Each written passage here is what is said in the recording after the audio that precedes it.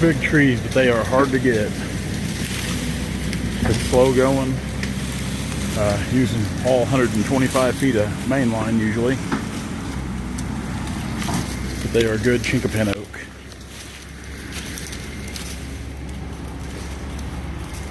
It's deep.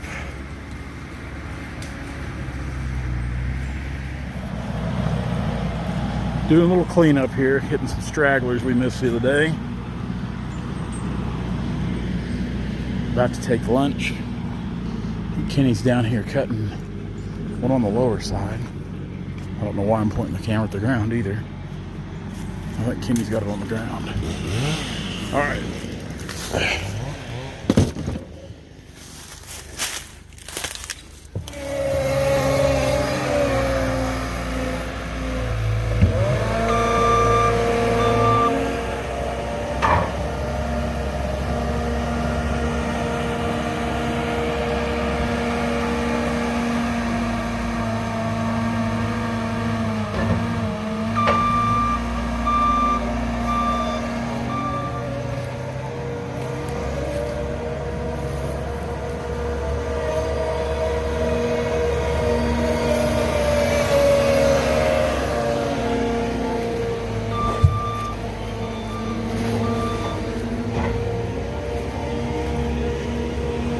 Got a mixed stack of hardwood here, but there's some really pretty wood in this pile. This red oak is just phenomenal. Got a good color. It's starting to dry out now. That pretty pink color to it. This cherry's really getting a good color to it.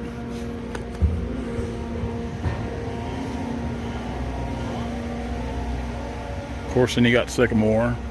Ash there, and that ash is not too bad. Got a small heart on it. That's some really good red oak right there. Really got a good color and texture to it.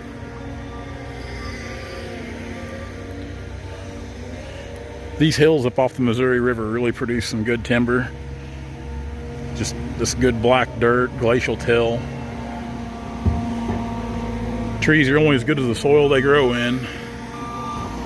And living and working in southwest Missouri most of my life in the timber business, then coming up here to northern Missouri or north of the river, you sure see a difference in the wood, whether it be the walnut, Chinkapin oak, mixed species.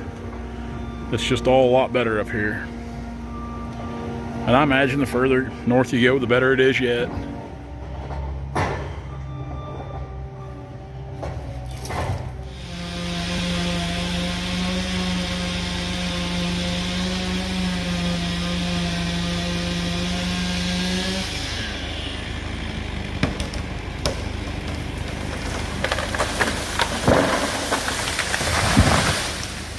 Those are big trees.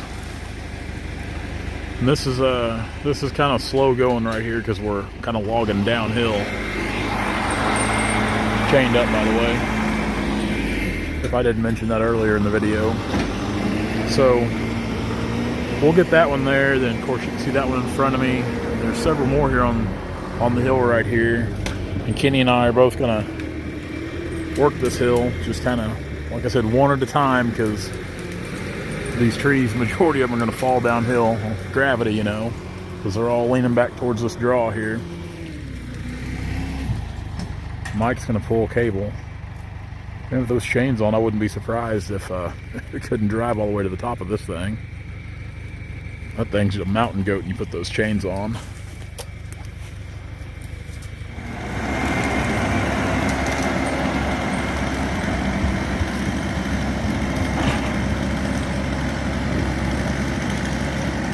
That is some good red oak. Well, see there in the butt, that didn't cut the best, but I think that'll clear up a little bit into it. Kenny's gonna get this one over here cut, then as soon as he gets it down, we'll start here. We're just gonna work our way back this direction. We got 5 or 6 good ones right in here to cut. They're gonna fall out in our road, so as I said, it's a one at a time deal, because we want to, as we fall them out there, we got to work the top up to keep the top pushed out of the lane there.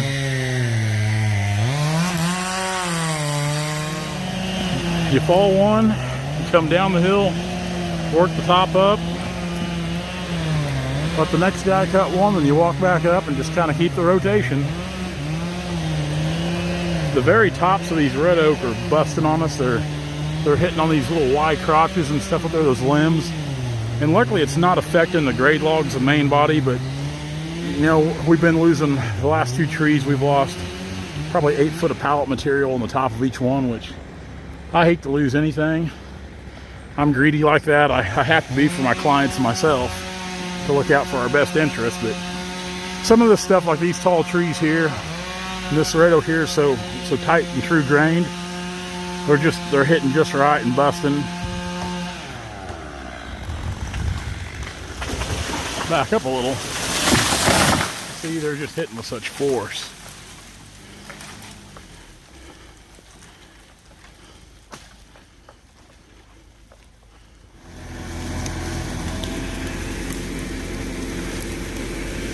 Whoa.